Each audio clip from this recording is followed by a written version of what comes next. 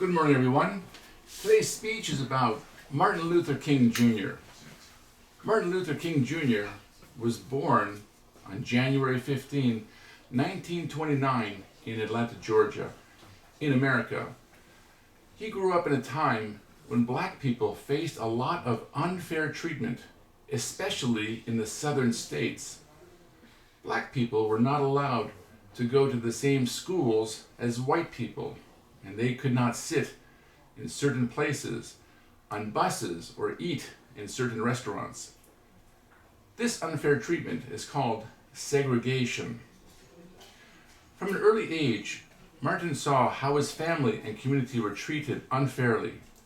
Martin learned a lot about kindness and justice from his family. Martin was a very good student and went to college when he was only 15 years old. He later studied to become a priest in his church, like his father, and he learned more about the teachings of Mahatma Gandhi, a leader in India who believed in fighting injustice without violence. This idea of non-violence became very important to Martin's work. In 1963, Martin Luther King Jr.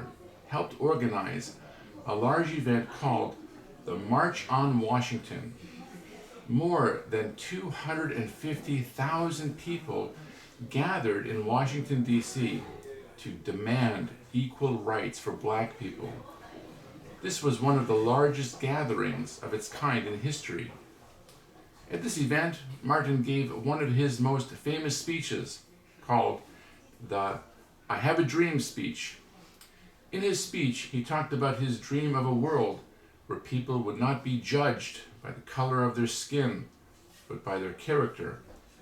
His speech was powerful and inspired many people to join the fight for justice and equality.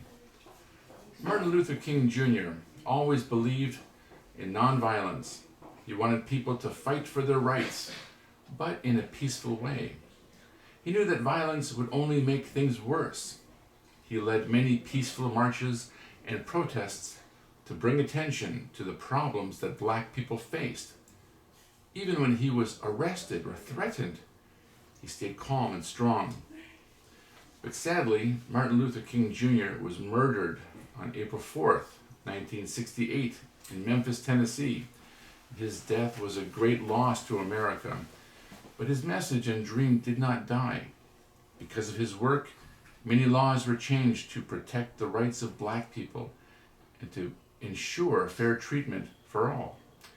And today people remember Martin Luther King Jr. every year on Martin Luther King Jr. Day, a national holiday in the United States. His life and work remind us of the importance of standing up for justice, treating others equally, and believing in peace.